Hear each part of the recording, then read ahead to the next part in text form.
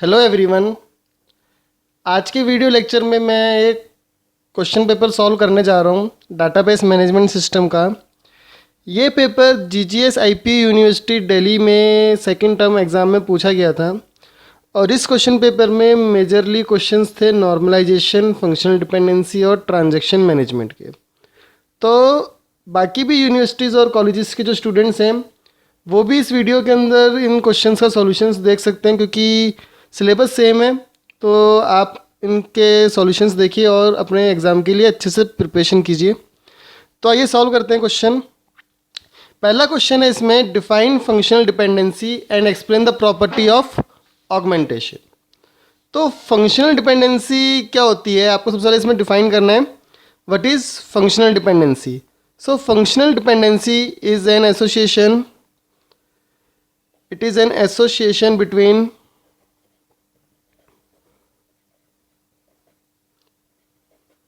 two or more attributes of a relation or table।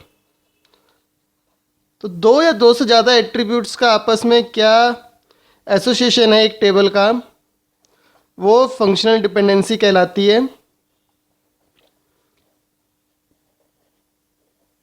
For example, अगर मेरे पास एक table है और उसमें ए और बी दो कॉलम्स हैं, और अगर मैं कह रहा हूँ ए इज़ डिटरमाइनिंग बी, तो ये एक एसोसिएशन है कि ए की हर यूनिक वैल्यू के लिए बी की कोई एक वैल्यू है।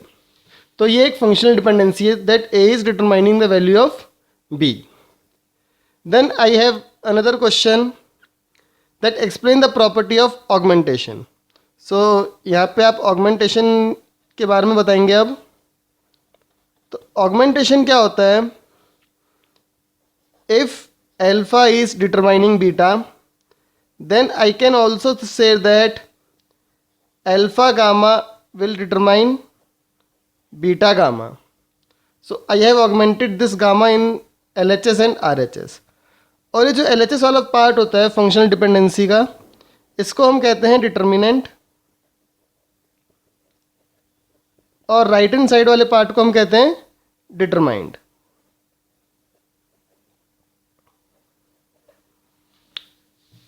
So this is about the first question.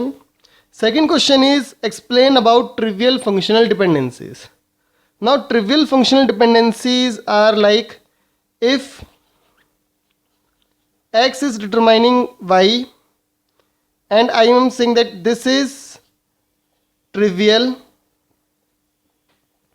this is trivial functional dependency, then y is a subset of x। तो आप यहाँ पे लिखेंगे y is a subset of x। इसका क्या मतलब है? For example, if I am saying that name comma mobile number is determining name of the student, then this is a trivial functional dependency, क्योंकि ये जो है name, this is a subset of this particular thing. और मैं कह सकता हूँ x determining y, then y is a subset of x। So trivial functional dependency में जो राइट हैंड साइड का पार्ट होता है वो लेफ्ट हैंड साइड का सबसेट होता है। So this is about the second question. अब देखिए थर्ड क्वेश्चन में इसने पूछा है differentiate between 3NF and BCNF, and we all know that BCNF is a strong version of 3NF। और इसमें हम ये भी कह सकते हैं कि every BCNF functional dependency is a 3NF, but vice versa is not true. कि जो फंक्शनल डिपेंडेंसी BCNF में होगी वो 3NF में ज़रूर होगी, बट इसका उल्टा ज़रूरी नहीं है कि कोई अगर 3NF में है तो BCNF में भी हो। तो आप शुरू में थोड़ी सी डिस्क्रिप्शन दे दीजिए इसकी, then we will write the difference between 3NF and BCNF। तो डिफरेंस में आप इनकी जो कंडीशंस होती हैं BCNF और 3NF की, आप उसे एक्सप्लेन कर सकते हैं। जैसे पहली कंडीशन क्या है 3NF की, if x determining v is a trivial functional dependency, BCNF में भी होती है condition. Then second condition is x is a key. BCNF also has this condition. And third is y minus x is a prime attribute, जो इसमें present नहीं होती है. तो ये तो डिफरेंस है. अब इस डिफरेंस को ज़्यादा अच्छे से एक्सप्लेन करने के लिए आप इसके अंदर एक एग्जांपल दे सकते हैं. अब वो एग्जांपल क्या हो सकता है देखिए. अब जब आप डिफरेंस बताओगे तो दोनों के लिए आपको सेम रिलेशन लेना पड़ेगा. तो जैसे मैं एग्जांपल ले रहा हूँ, इसमें आर एक रिलेशन है जिसमें ए बी सी एट्रीब्यूट्स हैं. And suppose there are functional dependencies like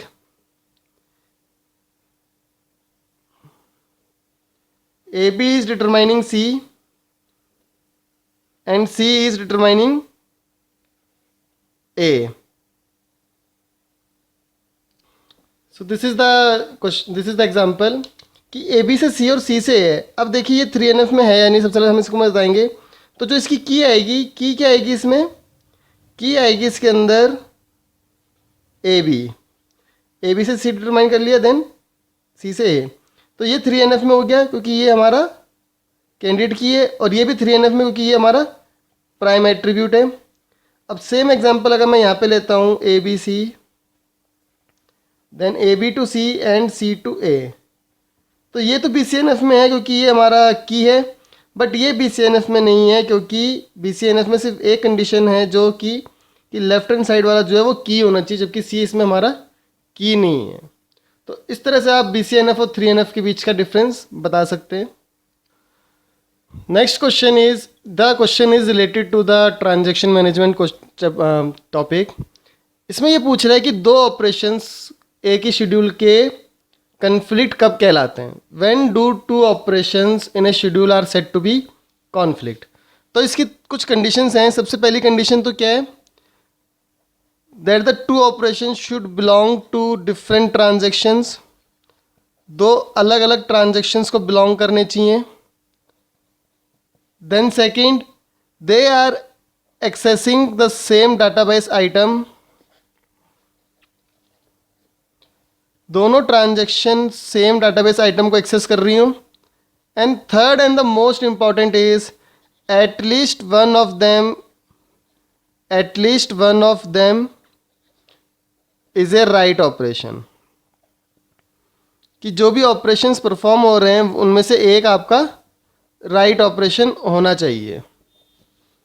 तो जैसे अगर मैं एक एग्जांपल इसके अंदर बनाता हूँ, दो ट्रांजेक्शन है मेरे पास T1 T2, और इसमें कुछ ऑपरेशंस परफॉर्म हो रहे हैं. जैसे इसने रीड किया, इसने राइट किया, या फिर राइट ए, रीड ए, और write A, and there is one read A and read ए.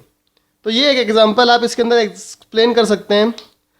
अब इसके अंदर देखिए कि डाटाबेस, सबसे पहली कंडीशन हमारी ट्रू हो रही है, that they are belonging to two different transactions. So this is true. Then accessing same database item. So both the operations in different transactions are accessing database item A. तो ये भी true है कि accessing same database item. Then at least one of them is a write operation. तो ये वाला write operation है, ये राइट ऑपरेशन है, ये राइट ऑपरेशन है. इसका मतलब ये तीन जो है हमारे, ये कॉन्फ्लिक्ट ऑपरेशंस हैं. तो आप इस क्वेश्चन में इसको ऐसे एक्सप्लेन कर सकते हैं.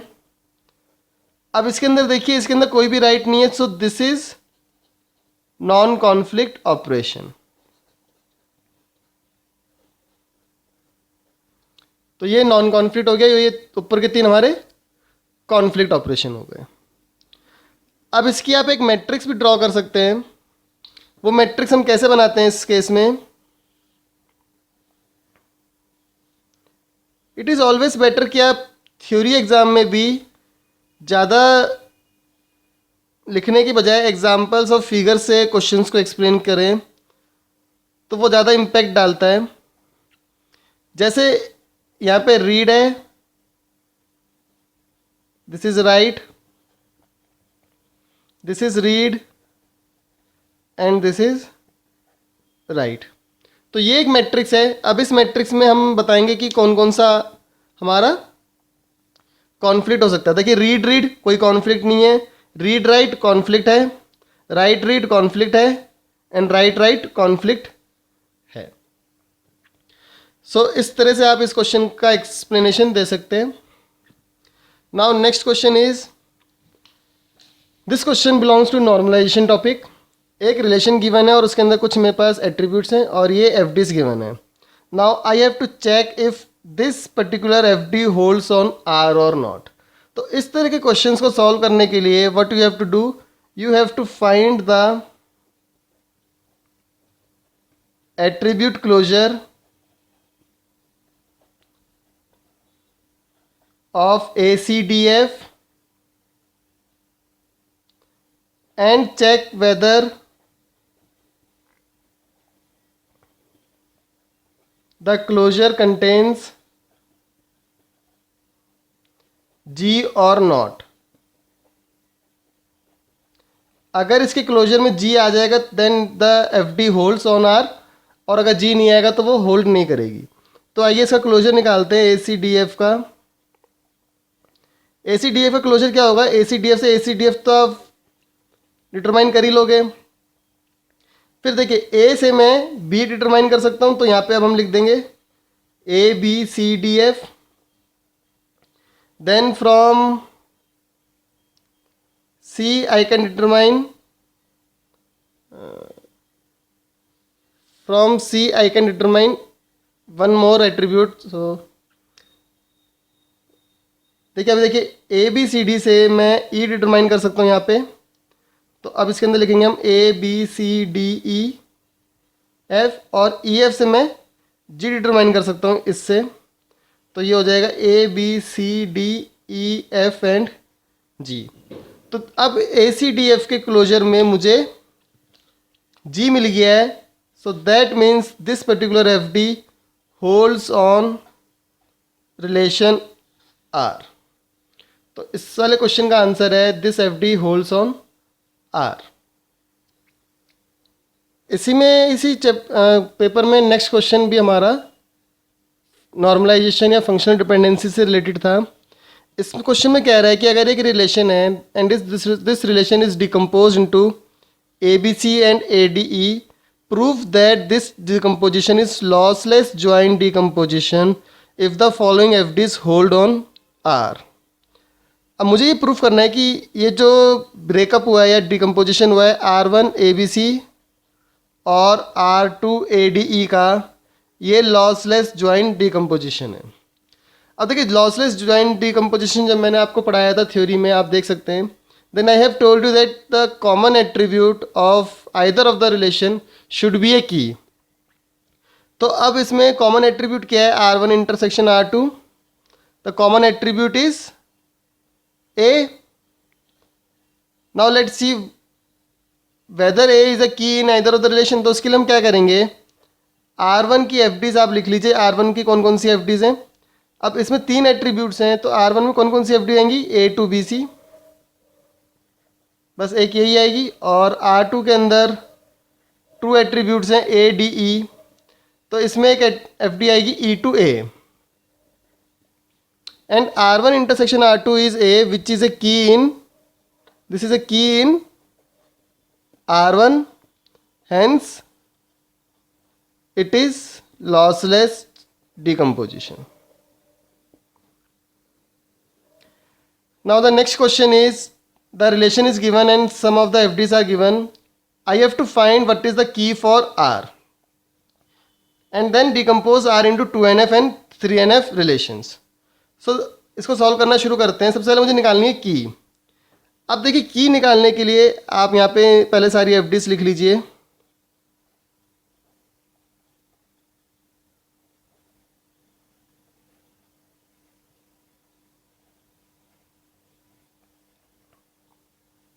And we will follow the same rule कि जो एट्रीब्यूट राइट हैंड साइड में नहीं है वो आपका की का पार्ट जरूर होगा। तो राइट हैंड साइड में देखिए कौन सा एट्रीब्यूट नहीं है, ए बी। तो सबसे पहले ए बी का क्लोजर हम निकाल के देखेंगे कि क्या ये की बन रही है। तो ए बी का क्लोजर निकालते हैं। ए बी से ए बी आया, then C, then from A I can have D E, B से एफ आ जाएगा, एफ से जी और एच, देन डी से आई जे आ जाएगा. So from A B I can determine all the attribute. So A B is the candidate key of this relation. अब उसके बाद मुझे देखना है कि ये रिलेशन को मुझे 2NF और 3NF में ब्रेक करना है. तो देखिए कैसे करेंगे. A B to D, A B to C, A to D E, B to F, F to G H and D to I J. And 2NF says there should not be any partial dependency. आप 2NF के बारे में ज़्यादा detail में पढ़ सकते हैं मेरे पहले के वीडियोस में भी. तो अब देखिए ये 2NF में है क्योंकि इसमें फुल फंक्शनल डिपेंडेंसी है, so it is in 2NF. यहाँ पे पार्शियल डिपेंडेंसी है तो ये 2NF में नहीं है. यहाँ पे भी पार्शियल डिपेंडेंसी है. This is in 2NF and this is in 2NF. तो जब हम इसको ब्रेक करेंगे तो ये वाली एफ डी के एट्रीब्यूट्स, इस वाली एफ डी के एट्रीब्यूट्स और इस वाली एफ डी के एट्रीब्यूट्स को हम अलग रख लेंगे और इनको अलग रख लेंगे. तो ब्रेक होने के बाद क्या बनेगा मेरे पास. एक रिलेशन आएगा ए बी सी,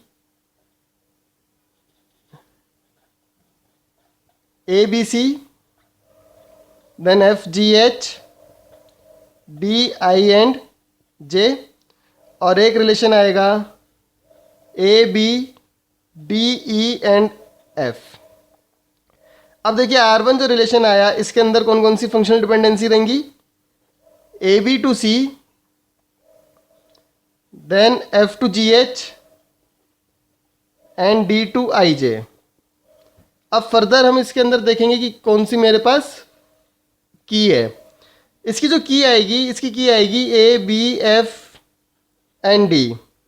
और जब हम देखेंगे तो ये सारी पार्शियल डिपेंडेंसीज शो करेंगी. दैट मीन्स इन सबको अलग अलग हम ब्रेक कर देंगे फर्दर. सो R1 3 में ब्रेक हो जाएगा. A B C, F G H and D I and J. Similarly जब इसको देखेंगे हम तो इसके अंदर आएगा A to D E and B to F, और इसकी की आएगी A B. Again partial dependency रहेगी तो इसको भी 2 में ब्रेक कर देंगे. एक रिलेशन आएगा मेरे पास ए डी ई और एक रिलेशन आएगा बी एफ. सो 2NF के लिए 5 रिलेशन बन जाएंगे. अब जब इनको 3NF के लिए भी चेक करोगे तो वो 3NF में आएगा क्योंकि लेफ्ट हैंड साइड दोनों का कैंडिडेट की होगा. सो दिस इज द सॉल्यूशन कि 2NF और 3NF के लिए ये वाला रिलेशन 5 डिफरेंट रिलेशंस के अंदर ब्रेक करेगा. आपका आंसर कुछ और भी हो सकता है. जब हम डिकम्पोजिशन करते हैं तो ज़रूरी नहीं कि सेम आंसर आए, but this is also one of the correct answers.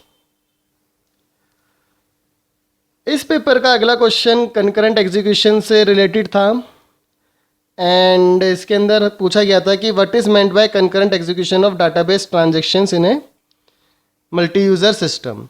तो कंकरेंट एग्जीक्यूशन का मतलब क्या है. सिंपल कि 2 or more transactions are running concurrently और parallelly. अगर 2 या 2 से ज़्यादा ट्रांजेक्शन्स एक साथ रन कर रही हैं तो उसको हम कहते हैं concurrent executions of database transactions. अब इसके बाद पूछा गया कि discuss Y concurrency control is needed with examples. तो कंकरेंसी कंट्रोल की नीड क्यों है उससे पहले आपको इसमें बताना पड़ेगा बेनिफिट्स ऑफ कंकरेंट एग्जीक्यूशन. इसमें बेनिफिट्स भी आपको एक्सप्लेन करने हैं. क्या क्या बेनिफिट्स होते हैं. सबसे पहला इंक्रीज्ड सीपीयू यूटिलाइजेशन. जो सीपीयू है उसका यूटिलाइजेशन बढ़ जाता है. Then we have better average response time.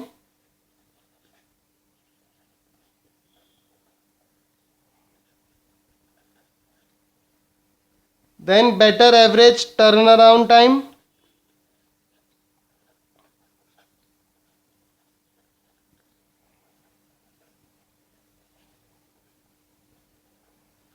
And fourth is better average waiting time. ये जो तीनों टाइम्स हैं, response, turn around and waiting time, ये आपके ओएस से रिलेटेड टर्म्स हैं और कंकरेंट एग्जीक्यूशन में ये तीनों का बेटरमेंट होता है, अच्छा ये परफॉर्म करते हैं। अब इस क्वेश्चन में पूछा गया है कि why concurrency control is needed. तो कंकरेंसी कंट्रोल की नीड के लिए आपको कंकरेंसी की कुछ प्रॉब्लम्स हैं उसको डिस्कस करना पड़ेगा। तो problems with concurrent executions are, I have already discussed this in detail in the earliers lectures. तो यहाँ पे मैं सिर्फ आपको उनका ब्रीफ ओवरव्यू दे रहा हूँ, डिटेल में आप उनके बारे में पहले के लेक्चर्स में देख सकते हैं मेरे। तो problems in concurrent executions are and that is the reason concurrency control is needed. तो कुछ प्रॉब्लम्स हैं जैसे लॉस्ट अपडेट प्रॉब्लम। इसमें जो एक ट्रांजैक्शन अपडेट करती है, दूसरी ट्रांजैक्शन उस अपडेट को रीड करने से पहले ही पहले वाले डाटा आइटम को रीड कर लेती है, तो ये होता है हमारा लॉस्ट अपडेट। तो आप इसमें लॉस्ट अपडेट के बारे में बताएंगे। Then we have temporary update और dirty read problem, so you have to explain about that also. These are all related to the concurrency control कि क्यों चाहिए, क्योंकि प्रॉब्लम्स होती हैं। अब उन प्रॉब्लम्स को एक्सप्लेन करना है इस क्वेश्चन में। Then we have unrepeatable read,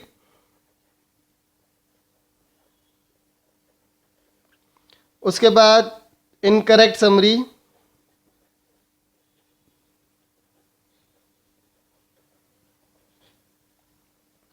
so these are the 4 problems that you have to discuss for this part. Discuss why concurrency control is needed. So इसके बारे में आपको डिस्कस करना है। Then we have a question, what are transaction commit points and why they are important. तो transaction का commit point क्या होता है बताना है इसमें आपको, और उसकी क्या इम्पोर्टेंस है वो आपको इसके अंदर बतानी है। तो transaction commit point is a point, it is a point at which data is actually stored in physical memory। ये वो पॉइंट होता है जहाँ पे आपका डाटा फिजिकल मेमोरी के अंदर सेव होता है। अब इसी में ये बताना है कि इसकी क्या इम्पोर्टेंस है। So you have to write that it is important in, or transaction commit point is important in database recovery। अगर कभी भी आपका डाटाबेस फेल हो जाता है या कोई एरर आ जाता है, then you can easily roll back up to a commit point। Suppose this is your commit point 1, और डाटा आपका यहाँ से कुछ ऑपरेशंस हुए और यहाँ पे आपका फेलियर हो गया। सो अब फेलियर हो गया, then by the property of ACID which says atomicity property में क्या होता है कि डाटा या तो कंप्लीट हो या फिर कुछ भी ना हो। तो मुझे यहाँ पे रोल बैक करना है, so I can easily roll back with the help of roll back command to a previously commit point. So इस क्वेश्चन में आपको ये बताना है कि ट्रांजैक्शन कमिट पॉइंट क्या होता है और उसकी क्या इंपॉर्टेंस होती है। Next question is also related to the transaction management topic. पहला है इसमें define the following cascading roll back. अब इसमें मुझे बताना है कि कैस्केडिंग रोल बैक क्या होता है। तो उसके लिए आप सिंपल एक एग्जाम्पल इसके अंदर शो कर सकते हैं। Suppose there are 3 transactions T1, T2 and T3। T1 ने डाटा आइटम ए को रीड किया और राइट किया, उसके बाद T2 ने डाटा आइटम ए को रीड किया एंड राइट किया, देन अगेन T3 ने भी डाटा आइटम ए को रीड किया और राइट किया। अब आप इसके अंदर देखेंगे कि कहीं पे भी कमिट पॉइंट का यूज़ नहीं हुआ है। तो अब अगर इसमें देखिए, जब इसने रीड किया ए की वैल्यू राइट कर दी, अब T2 क्या कर रहा है, इसकी राइट वैल्यू को रीड कर रहा है। सिमिलरली T3 इसकी राइट वैल्यू को रीड कर रहा है। अब सपोज T1 में यहाँ पे कहीं पे कुछ फेलियर हो गया तो क्या होगा, ये रोल बैक करेगा। अब अगर ये रोल बैक कर गया अपनी प्रीवियस स्टेट में, इट विल इन्फोर्स और it will lead to the roll back of this also, which will lead to the roll back of this transaction also. So this is the cascading roll back, की एक transaction के roll back से अगर बाकी सारी transactions को भी role back करना पड़े तो उसे हम कैस्केडिंग रोल बैक कहते हैं। Then next is serializable schedules. So in this you have to explain what is a serializable schedule. अब सीरियलाइजेबल शेड्यूल की डेफिनेशन क्या है? A schedule S of n transactions is serializable if it is equivalent to some serial schedule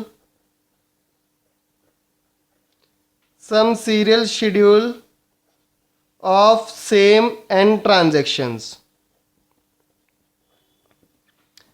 एक schedule को हम serialisable तब कहेंगे कि अगर वो एक सीरियल शेड्यूल के बराबर हो। अब इसमें आप इसकी डेफिनेशन के बाद इसमें आप एक्सप्लेन कर सकते हैं दो डिफरेंट टाइप्स के serialisable. One is conflict serialisable, एक तो आप इसमें कन्फ्लिक्ट सीरियलाइजेबल को एक्सप्लेन कर सकते हैं, एंड सेकंड व्यू सीरियलाइजेबल को भी आप इसमें एक्सप्लेन कर सकते हैं। इसके बारे में डिटेल में मैंने एक अलग से वीडियो बनाया हुआ है, उसके अंदर आप इसके अंदर देख सकते हैं। Otherwise in definition this is sufficient. इसके बाद आप इसकी डेफिनेशन दे सकते हैं कन्फ्लिक्ट की एंड व्यू सीरियलाइजेबल की। So this is about serializable schedule. Next question is related to shadow paging recovery technique. ये एक रिकवरी टेक्निक है shadow paging, log based recovery technique से थोड़ी सी डिफरेंट होती है। इसमें क्या होता है, इस टेक्निक में हम ऑपरेटिंग सिस्टम का पेजिंग जो कंसेप्ट है उसका यूज़ करते हैं। तो सपोज़ कुछ डायरेक्टरीज हैं मेरे पास। अब एक डायरेक्टरी इसमें होती है जो करंट वर्किंग डायरेक्टरी होती है, तो उसको हम कहते हैं करंट डायरेक्टरी, और एक होती है इसमें शैडो डायरेक्टरी।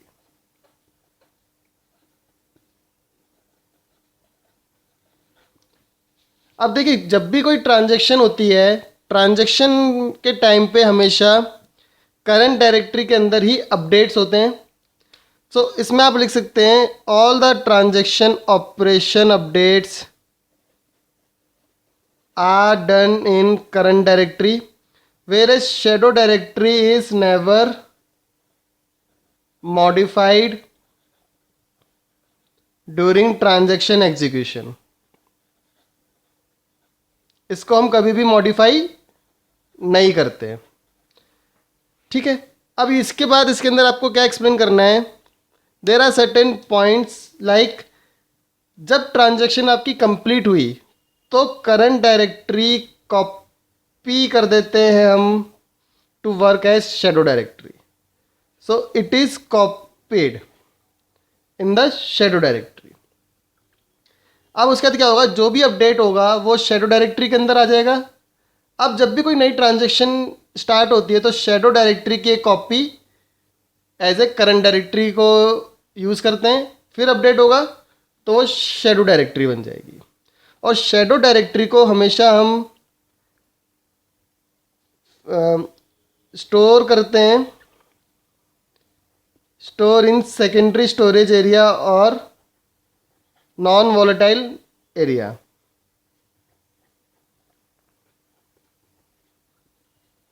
और करंट डायरेक्टरी को नॉर्मली हम मेन मेमोरी में रखते हैं फॉर फास्टर एग्जीक्यूशन।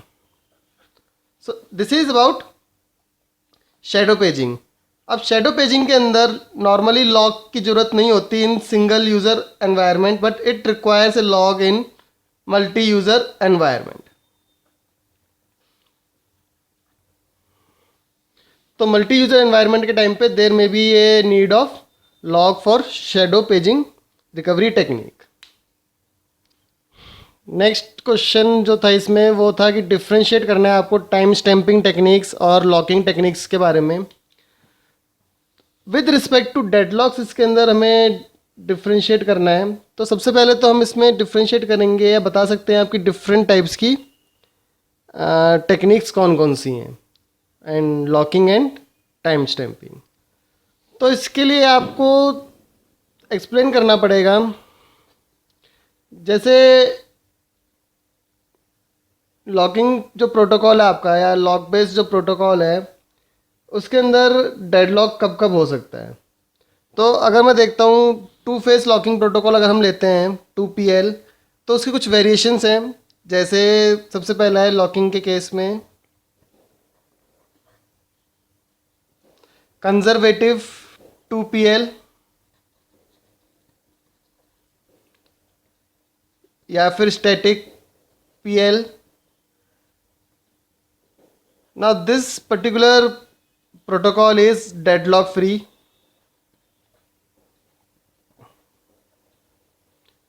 ये वाला जो प्रोटोकॉल है ये डेडलॉक फ्री होता है। Then we have strict 2PL। Strict 2PL में डेडलॉक में आकर इसमें डेडलॉक हो सकता है।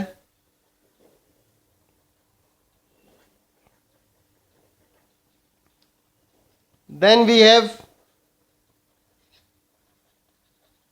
Regret 2PL। इसमें भी डेडलॉक के चांसेस हैं कि डेडलॉक आपका अकर हो सकता है।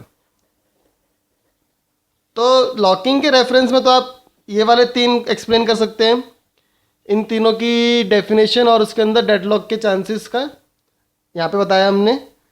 उसके बाद जो टाइम स्टैम्पिंग टेक्निक है with respect to deadlock, the time stamp can be use for deadlock prevention. सो डेडलॉक प्रिवेंशन के केस में टाइम स्टैम्पिंग का यूज़ हो सकता है। उसके केस में कैसे यूज़ करेंगे आप, 2 टेक्निक्स हैं wait die scheme.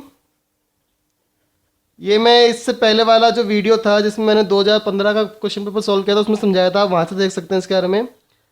Then you can explain wound wait scheme also.